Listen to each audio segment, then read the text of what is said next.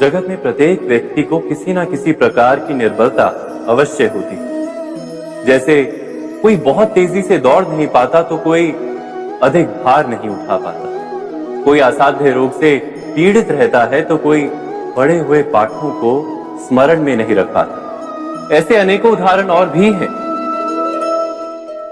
क्या आप किसी ऐसे व्यक्ति को जानते हैं जिसे सब कुछ प्राप्त हो और हम जीवन की उस एक निर्बलता को जीवन का केंद्र मानकर जीते हैं? इस कारणवश हृदय में दुख और असंतोष रहता है सदा। निर्बलता मनुष्य को जन्म से अथवा संजोग से प्राप्त होती है, किंतु उस निर्बलता को मनुष्य का मन अपनी मर्यादा बना लेता है। किंतु कुछ व्यक्ति ऐसे भी होते हैं जो अपने पुरुषार्थ और श्रम से उस निर्बलता को पराजित कर देते हैं। क्या भेद है उनमें और अन्य लोगों में? क्या आपने कभी विचार किया है? सरल सा उत्तर है इसका। जो व्यक्ति निर्बलता से पराजित नहीं होता, जो पुरुषार्थ करने का साहस रखता है हृदय में, वो निर्बलता को पार कर जाता है।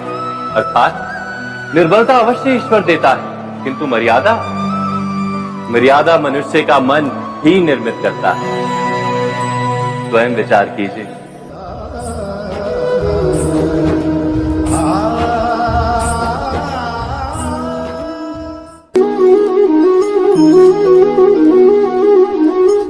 भविष्य का दूसरा नाम है संघर्ष। हृदय में आज इच्छा होती है और यदि पूर्ण नहीं हो पाती तो हृदय भविष्य की योजना बनाता है। भविष्य में इच्छा पूर्ण होगी ऐसी कल्पना करता रहता है, किंतु जीवन ना तो भविष्य में है ना अतीत में। जीवन तो इस क्षण का नाम, अर्थात इस क्षण का अनुभव ही जीवन का अनुभव। पर हम ये जानते हुए भी इतना सा सत्य समझ नहीं पाते। या तो हम बीते हुए समय के स्मरणों को घेर कर बैठे रहते, या फिर आने वाले समय के लिए हम योजनाएं बनाते रहते हैं और जीवन जीवन बीत जाता है। एक सत्य यदि हम हृदय में उतार लें कि ना हम भविष्य देख सकते हैं, ना ही भविष्य निर्मित कर सकते हैं, हम तो केवल धैर्य और साहस के साथ भविष्य को आलिंगन दे सकते हैं, स्वागत कर सकते हैं भविष्य का। तो क्या जीवन का हर पल जीवन से नहीं भर जाएगा? स्वयं विचार कीजिए।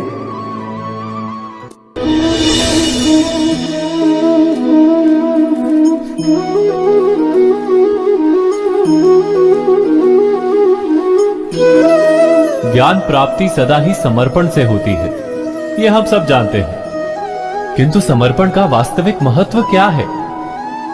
क्या हमने कभी विचार किया?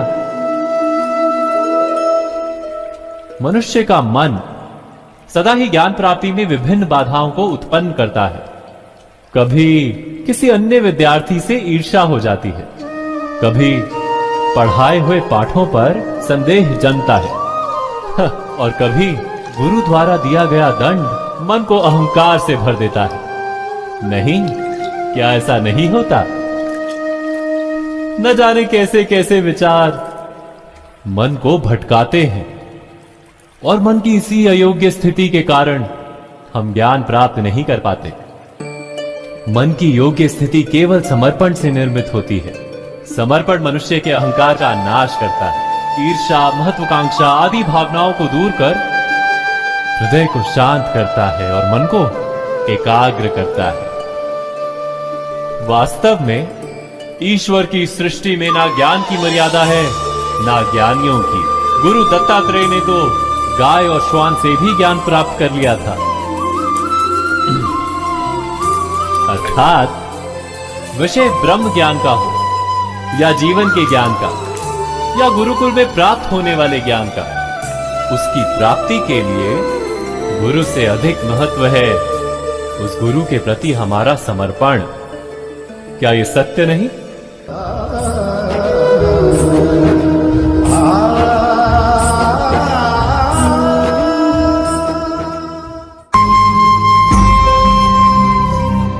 प्रत्येक मनुष्य के जीवन में ऐसा क्षण अवश्य आता है जब सारे स्वप्न, सारी आशाएं, सारे दृश्य ध्वस्त हो जाते हैं। जीवन के सारे आयोजन ही बिखर जाते हैं। एक और धर्म होता है और दूसरी ओर सुख। इसी को धर्म संकट कहते हैं। जब धर्म का वहन ही संकट हो और धर्म का त्याग ही सुख। विचार कीजिए, कभी किसी स्वजन के विरुद्ध सत्य बोलने का अवसर प्राप्त हो जाता है, कभी ठीक दरिद्रता के समय सरलता से चोरी करने का मार्ग प्राप्त हो जाता है, कभी किसी शक्तिशाली राजनेता या राजा के कर्मचारी का अधर्म प्रकट हो जाता है। सबके जीवन में ऐसी घटना बनती ही रहती है। अधिकतर लोग ऐसे किसी क्षण को धर्म संकट के रूप में जान ही नहीं पाते। हमें किसी प्रकार के संघर्ष का अनुभव ही नहीं होता। सहजता से सुख की ओर खींचे चले जाते हैं, जैसे मक्खी गुड़ की ओर खींची चली जाती है। वास्तव में धर्म संकट का क्षण ईश्वर के निकट जाने का क्षण होता है। यदि हम संघर्षों से भयभीत ना, सुख की ओर आकर्षित ना, अपने धर्म पर दृढ़ रहे, तो ईश्वर का साक्षात्कार दूर नहीं।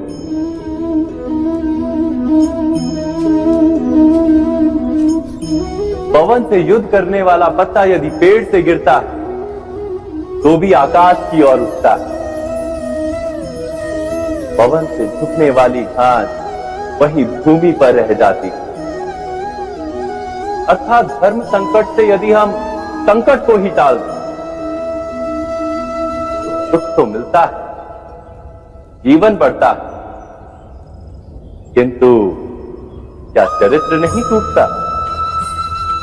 क्या आत्मा दरिद्र नहीं हो जाती? क्या ईश्वर से अंतर नहीं हो जाता?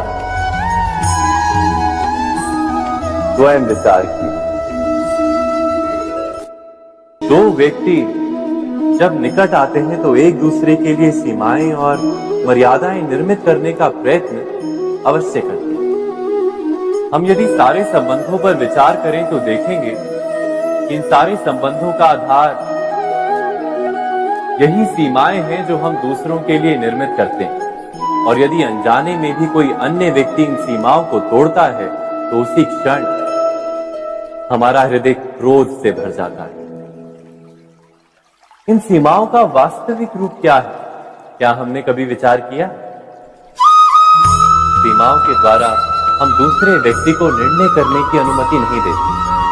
अपना निर्णय उस व्यक्ति पर थोपते हैं, अर्थात किसी की स्वतंत्रता का अस्वीकार करते हैं। और जब स्वतंत्रता का अस्वीकार किया जाता है तो उसका हृदय दुख से भर जाता है। और जब वो सीमाओं को तोड़ता है तो हमारा हृदय क्रोध से भर जाता है। क्या ऐसा नहीं होता?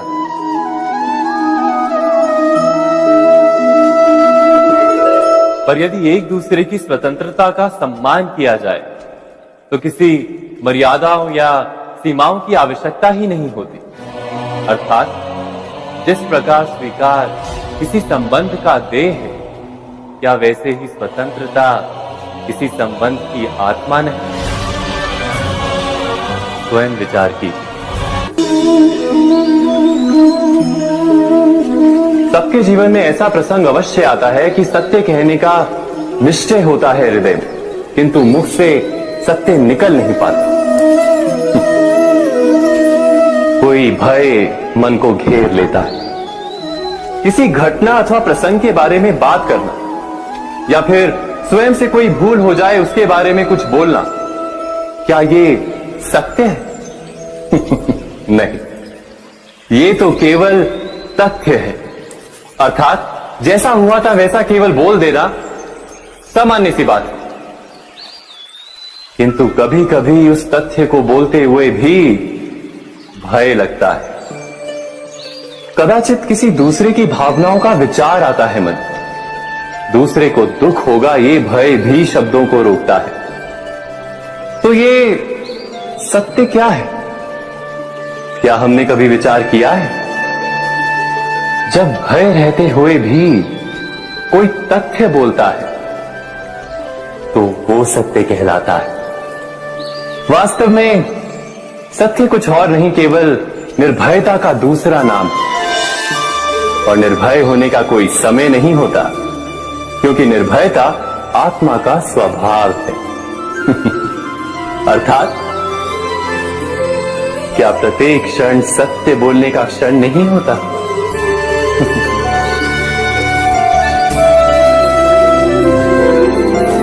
स्वयं विचार कीजिए।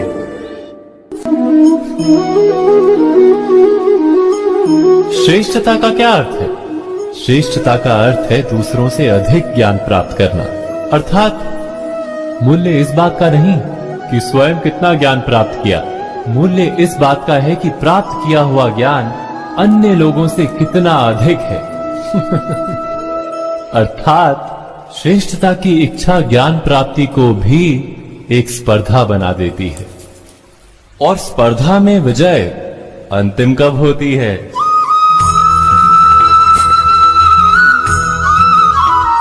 कुछ समय के लिए तो श्रेष्ठ बना जा सकता है, किंतु सदा के लिए कोई श्रेष्ठ नहीं रह पाता।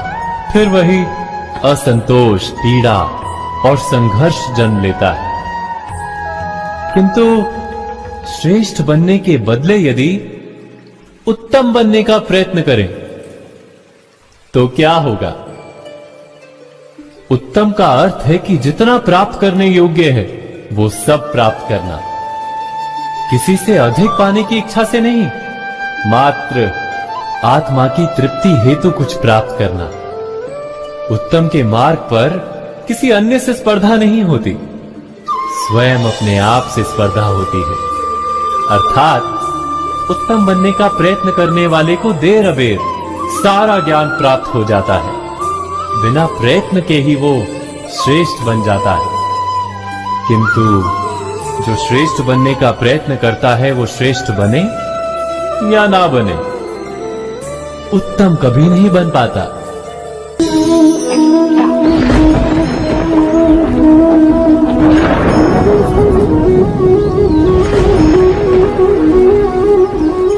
सपनों और पूर्वाभासों के आधार पर हम भविष्य के सुख दुख की कल्पना करते हैं। भविष्य के दुख का कारण दूर करने के लिए हम आज योजना बनाते हैं। किंतु कल के संकट को आज निर्मूल करने से हमें लाभ मिलता है या हानि पहुंचती है? ये प्रश्न हम कभी नहीं करते।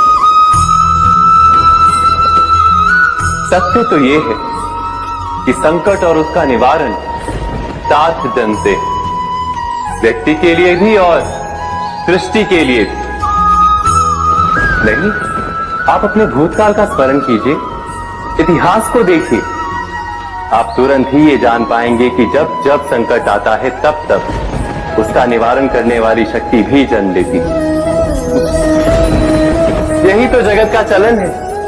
वस्तुतः संकट ही शक्ति के जन्म का कारण है। प्रत्येक व्यक्ति जब संकट से निकलता है तो एक पद आगे बढ़ा होता है, अधिक चमकता है, आत्मविश्वास से अधिक भरा होता है, न केवल अपने लिए अपितु विश्व के लिए भी। क्या ये सत्य नहीं? वास्तव में संकट का जन्म है एक अवसर का जन्म, अपने आप को बदलने का, अपने विचारों को ऊंचाई पर करने का अवसर, अपनी आत्मा को बलवान और ज्ञान मंडित बनाने का अवसर। जो ये कर पाता है उसे कोई संकट नहीं होता, किंतु जो ये नहीं कर पाता वो तो स्वयं एक संकट है विश्व के लिए। विचार कीजिए।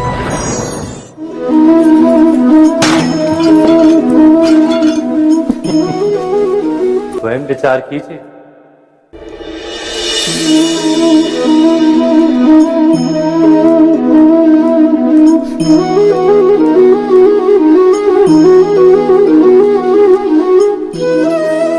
जीवन का हर क्षण निर्णय का क्षण होता है। प्रत्येक पद पर दूसरे पद के विषय में कोई निर्णय करना ही पड़ता है और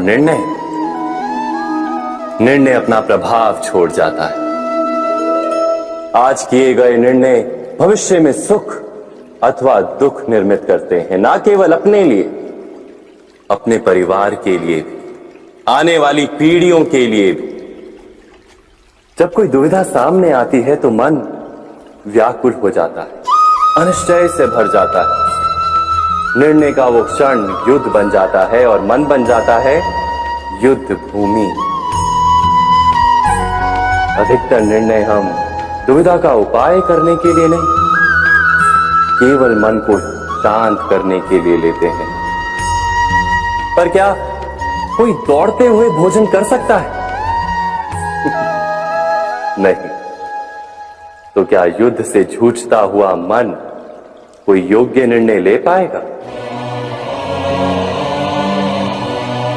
वास्तव में शांत मन से जब कोई निर्णय करता है तो अपने लिए सुखद भविष्य बनाता है, किंतु अपने मन को शांत करने के लिए जब कोई निर्णय करता है तो वो व्यक्ति भविष्य में अपने लिए कांटों भरा वृक्ष लगाता है। स्वयं विचार कीजिएगा।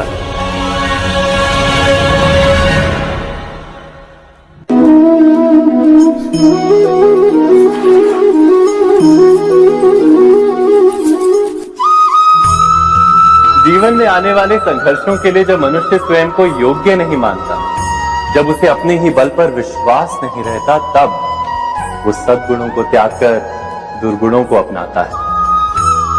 वस्तुतः मनुष्य के जीवन में दुर्जनता जन्म ही तब लेती है जब उसके अंतर में आत्मविश्वास नहीं होता। आत्मविश्वास ही अच्छाई को धारण करता है। ये आत्मविश्वास है क्या?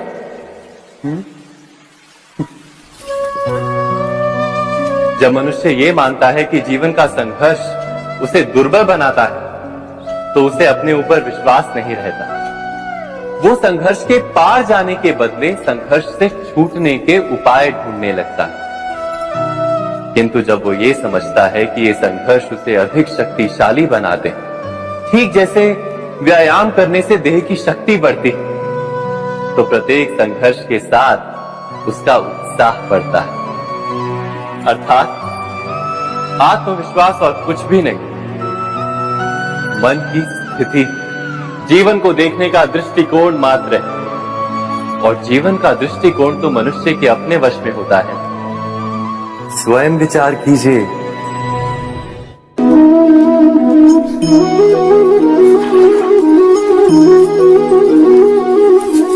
पिता सदा ही अपने संतान के सुख की कामना करते हैं, उनके भविष्य की चिंता करते रहते हैं। इसी कारणवश सदा ही अपने संतानों के भविष्य का मार्ग स्वयं निश्चित करने का प्रयत्न करते रहते हैं।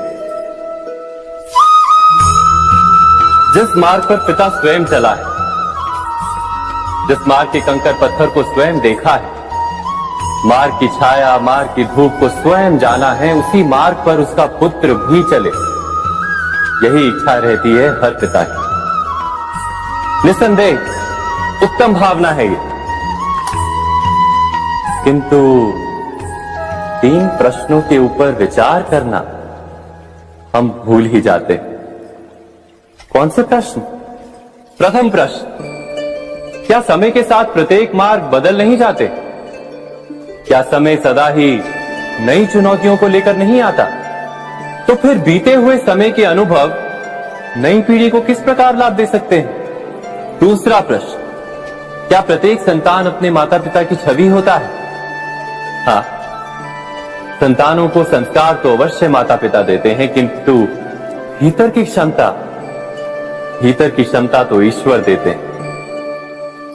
तो जिस मार्ग पर पिता को सफलता मिली है, विश्वास है कि उसी मार्ग पर उसकी संतानों को भी सफलता और सुख प्राप्त होगा। तीसरा प्रश्न, क्या जीवन के संघर्ष और चुनौतियां लाभकारी नहीं होती? क्या प्रत्येक नया प्रश्न एक नए उत्तर का द्वार नहीं खोलता?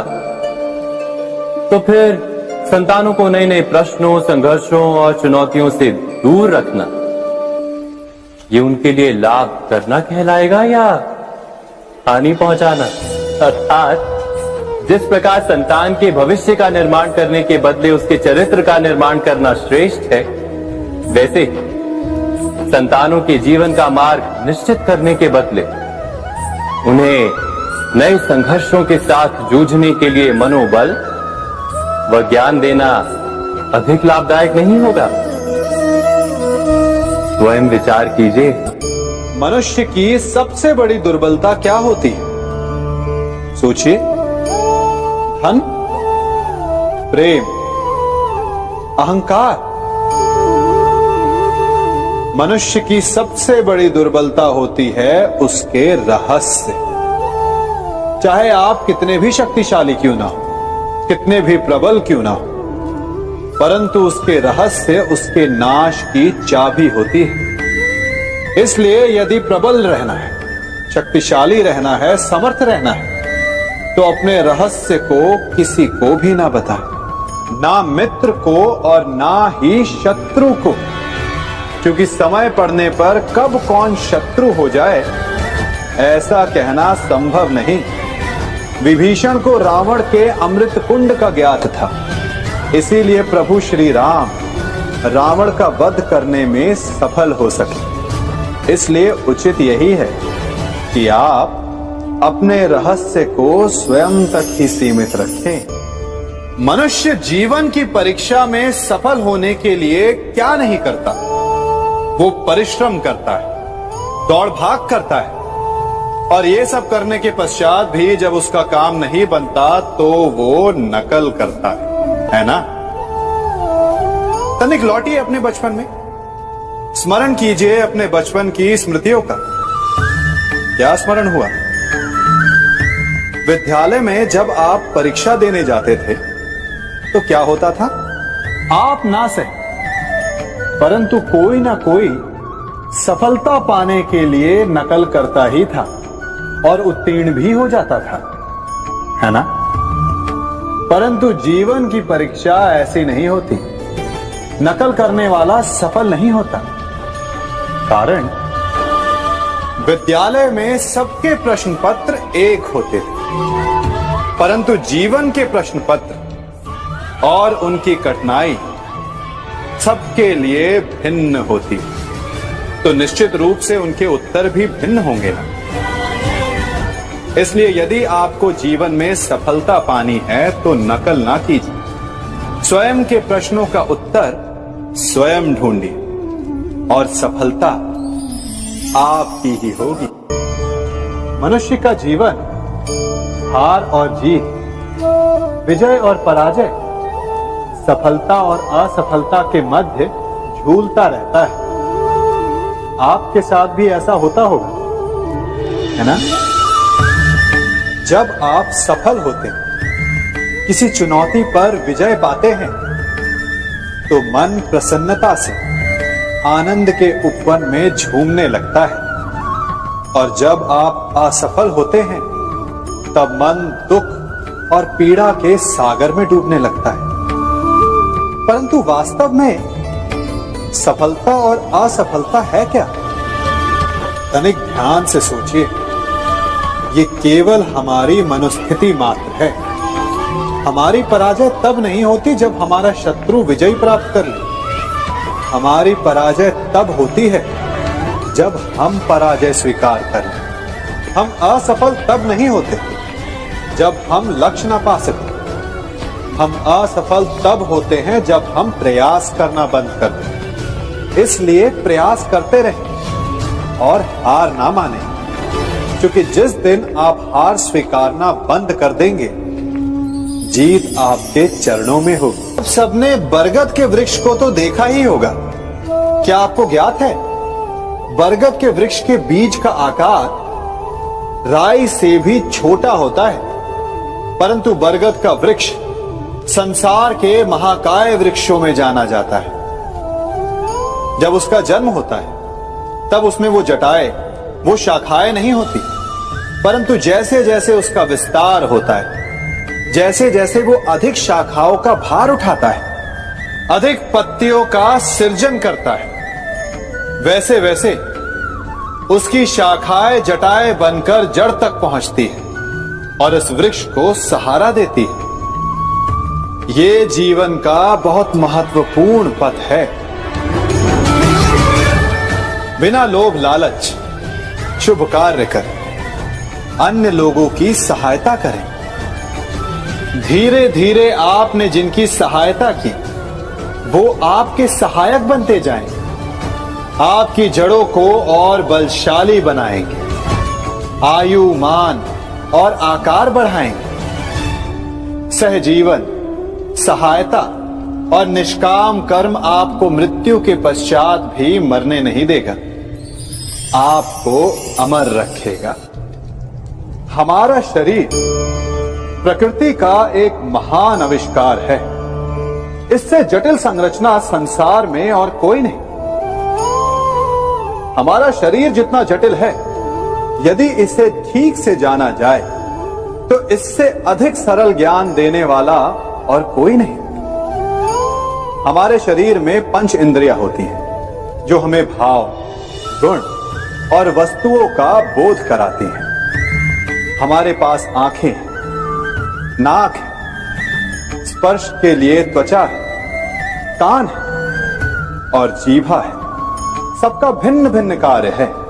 आंखों से देखना, कानों से सुनना, नथनों से श्वास लेना, त्वचा से स्पर्श करना और जीभा से स्वाद लेना। परंतु क्या आपने कभी सोचा कि प्रकृति ने हमें 2 आंखें दी, 2 नथने दी, 2 कान दी, स्पर्श के लिए ये पूरा शरीर दिया, परंतु जीभा केवल 1 दी? ऐसा क्यों? क्योंकि प्रकृति चाहती है कि हम देखें अधिक, सुने अधिक और ज्ञान अधिक अर्जित करें, बोले कम। क्योंकि अधिक वाचाल नाश को निमंत्रण देता है। स्मरण रखिएगा।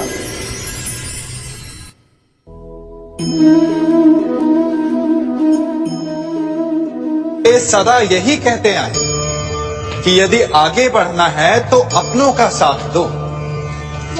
सत्य कहते हैं, अपनों का साथ देना ही चाहिए, परंतु साथ देने से पूर्व ये अवश्य पहचान लेना चाहिए कि अपने हैं कौन। क्या अपने वही होते हैं जिनके साथ हमारा रक्त संबंध होता है, या अपने मित्र? अपने वो होते हैं जो हमें सद्कार्य के लिए प्रेरित करें, हमें आगे बढ़ाएं, हमारा साथ दें। और वो जिनका साथ देने से समाज का नाश, धर्म की हानि, वो सगे हो करके भी सगे नहीं होते। इसलिए जब अपनों की परिभाषा का चुनाव करें तो उन्हें अपना माने जो आपका साथ दे, उन्हें नहीं जो हमें अज्ञान के मार्ग पर ले जाएं।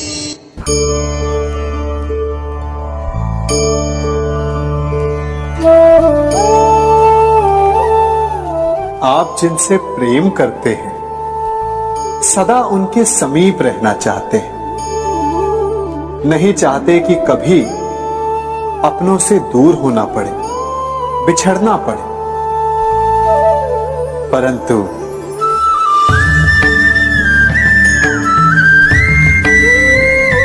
एक समय के पश्चात अपनों से दूर हो जाना उन्नति के लिए आवश्यक है। आप माता पिता हैं। यदि आप अपनी संतान के जीवन के हर पग पर उनका मार्गदर्शन करते रहेंगे तो आपकी संतान स्वयं मार्ग चुनना कैसे सीखेगी? मार्ग के कांटों से स्वयं को बचाना कैसे सीखेगी? इसीलिए एक समय के पश्चात अपनों से बनाई गई दूरी सदा लाभदायक रहती है। आज मैं आप सबको एक कथा सुनाता हूं। एक दिन प्रातः एक व्यापारी अपने घर से निकला। घर से निकलते ही एक बिल्ली ने उस व्यापारी का मार्ग काट दिया। व्यापारी घबरा गया, वो फिर से घर लौट गया और शुभ घड़ी की प्रतीक्षा करने लगा। और जब वो पुनः अपने घर से निकला तब वो वाहन जा चुका था जिससे राजा तक पहुंचकर उसे भेंट देनी थी। राजा को भेंट नहीं मिली।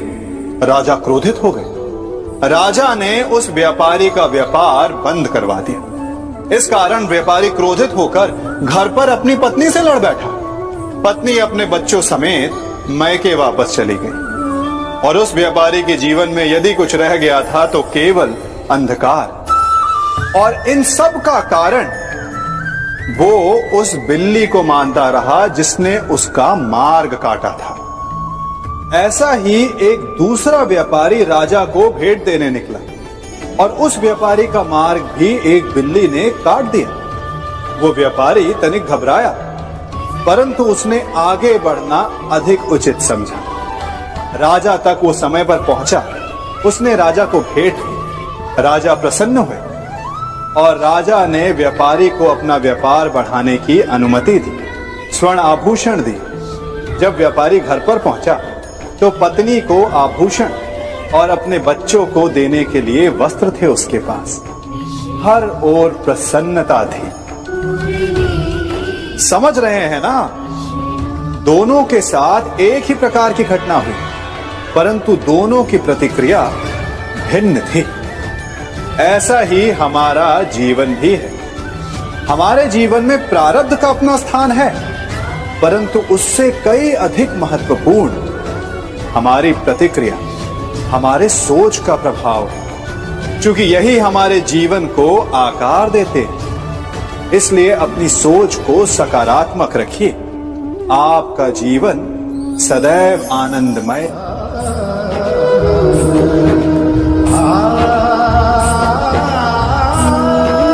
हम सभी अपने जीवन में कोई ना कोई कार्य करते हैं। कार्य करते हैं तो थकान की अनुभूति होती है और यदि थकान ना उतरे तो कार्य करने का मन नहीं करता। हम आशा करते हैं कि कदाचित एक दिन में 24 के स्थान पर 26 घंटे होते तो आराम करने के लिए हमें और अधिक समय मिल जाता।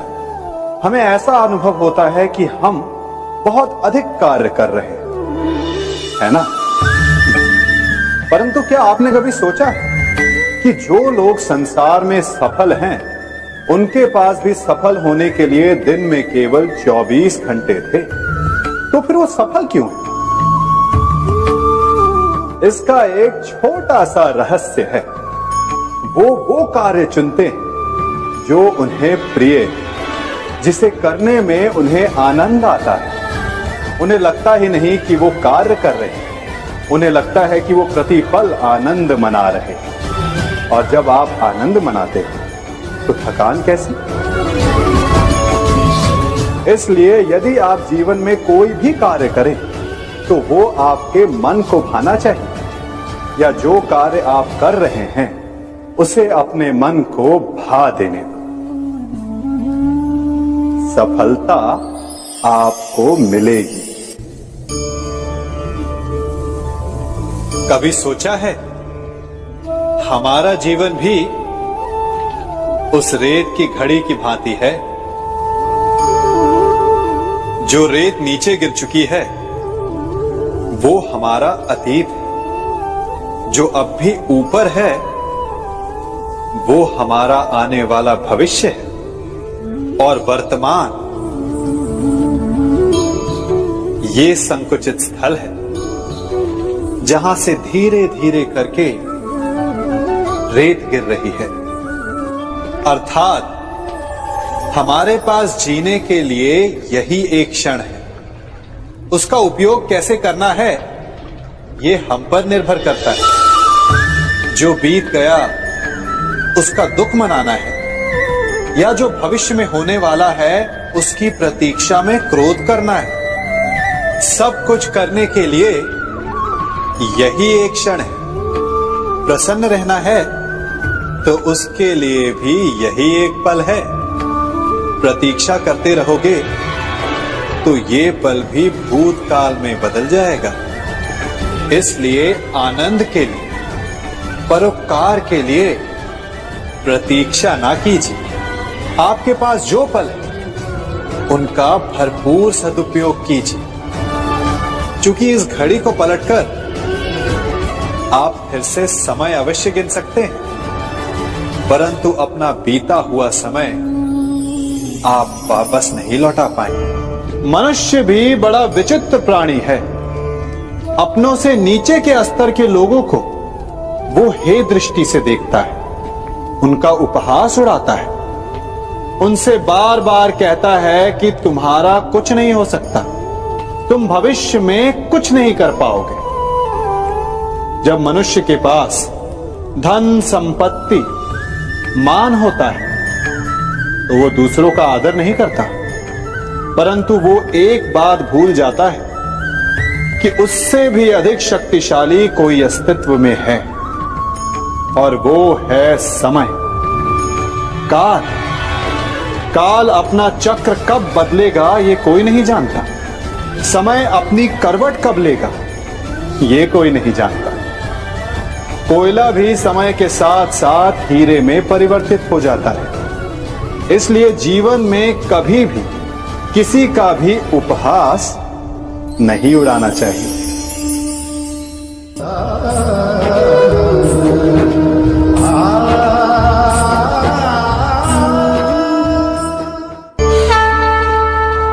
गर्व, अभिमान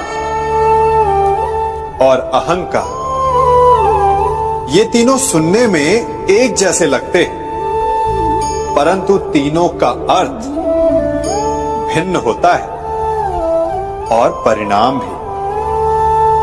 तीनों का आरंभ प्रेम से होता है। स्वयं से प्रेम, परिश्रम हमारे मन में गर्व को जन्म देता है और सफलता अभिमान जगाती है। यहां तक ठीक है, परंतु जब ये भावना अहंकार बन जाती है तब वो समस्या बन जाती है, क्योंकि सबसे बुरा अंत अहंकारी का ही होता है। परंतु मनुष्य के लिए पहेली यही है कि पहचाना कैसे जाए कि अहंकार जग गया है और उसका दमन आवश्यक है। इसका उत्तर मैं नहीं, आपका मन देगा। जब तक आप स्वयं से प्रसन्न हैं, जब तक आप सबसे ऊंचा उठने का प्रयास कर रहे हैं, तब तक ठीक है। परंतु जब आपके मन में दूसरों को नीचा समझने का भाव आ जाए तो सावधान हो जाइए, क्योंकि यही अहंकार है जो वास्तव में आपको हीन कर रहा है।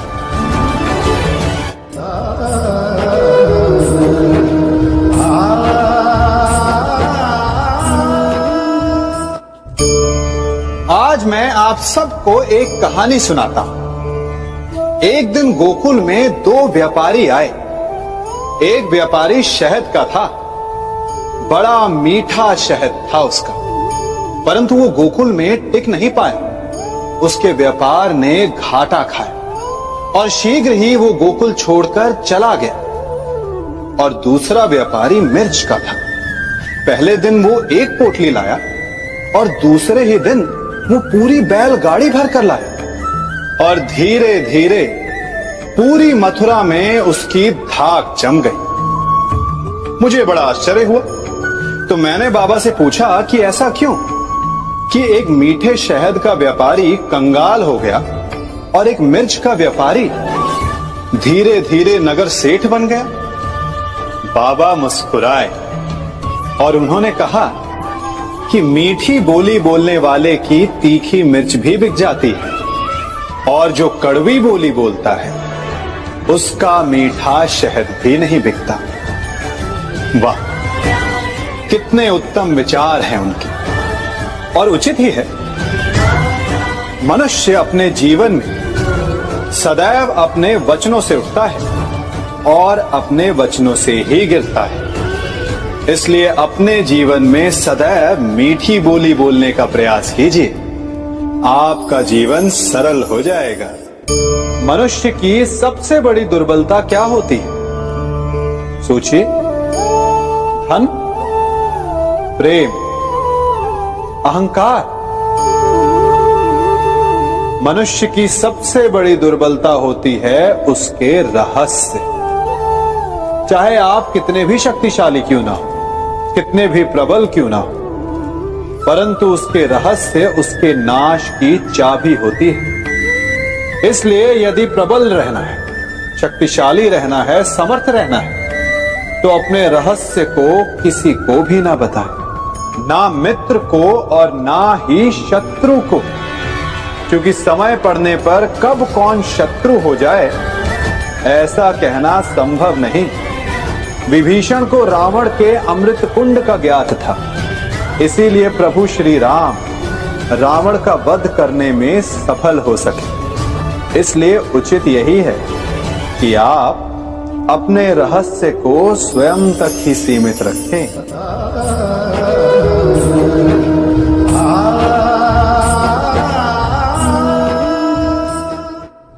युवा अवस्था भी हमारे जीवन का कितना सुंदर काल होता है ना। बाहु में बल, मन में कुछ बड़ा कर जाने की चाह, आंखों में भविष्य के सुंदर और कोमल सपने। और इसी अवस्था में मनुष्य के भीतर पनपता है प्रेम। किसी को देखकर उस पर मन मोहित हो जाता है और फिर मनुष्य अपना सब कुछ उस पर न्यौछावर कर देना चाहता है। फिर प्रेम की परिणति होती है विवाह में। क्यों? सबको अपने खट्टे मीठे संस्मरण स्मरण हुआ है ना। परंतु यहीं से अधिकतर माता पिता और संतान के मध्य विचारों का विरोध प्रारंभ हो जाता है। संतान को लगता है कि उसका चुना जीवन साथी ही उसके लिए उपयुक्त है, और माता पिता को लगता है कि संतान अनजाने में भूल कर रही है। संतान का तर्क होता है कि उसे विवाह किससे करना है, ये उसका अधिकार है, और माता पिता का तर्क ये होता है कि अब भी जीवन साथी चुनने की समझ संतान में है ही नहीं। तो इस अवरोध को काटा कैसे जाए, उचित निर्णय कैसे लिया जाए? इसका एक ही मार्ग है, अपने उत्तरदायित्व का भान और अपनों से बड़ों के मापदंडों का भान। विवाह करने से पूर्व ये जान लेना आवश्यक है कि विवाह केवल अपने प्रेम को पाने का मार्ग नहीं है, अपितु विवाह से जीवन का एक नया द्वार भी खुलता है। और हर नए जीवन के साथ नए उत्तरदायित्व भी होते हैं, और यदि इन उत्तरदायित्वों को समझकर निर्णय लिया जाए तो विश्वास कीजिए आपका दाम्पत्य जीवन आनंद से भरा रहेगा और आपको कभी ये पछतावा नहीं होगा कि आपने कोई अनुचित निर्णय लिया। सागर का जल वाष्प बनकर उड़ता है, तब वो हमें दिखाई नहीं देता। मेघ उस जल को अपने भीतर छिपा लेते हैं, लंबी यात्रा करते हैं, प्रयास करते हैं कि वो जल सदा उनके भीतर छिपा रहे। परंतु जब वायु का वेग उन्हें उड़ाकर किसी पर्वत से ले जाकर के टकरा देता है, तब उन मेघों को बरसना ही पड़ता है, क्योंकि यही नियति है, यही प्रकृति है। क्योंकि जल को सागर में जाकर मिलना ही है। ठीक ऐसा ही हमारे साथ भी होता है। हम सत्य अपने मन के मेघों में चाहे जितना छिपाने का प्रयास कर ले, परंतु समय की आंधी उसे वास्तविकता के पर्वत से ले जाकर के टकराकर हमारे समक्ष ले ही आती है। जिस भय के कारण आप सत्य को सामने नहीं लेकर आना चाहते, एक दिन वही भय हमारे समक्ष आकर खड़ा हो जाता है और फिर हम लाचार हो जाते हैं, क्योंकि हमने उस भय का सामना करने की तैयारी नहीं की होती। इसलिए सत्य से भागे नहीं, उसे छिपाए भी नहीं, उसे स्वीकार करें। भविष्य की बड़ी विपत्ति से बच जाएंगे।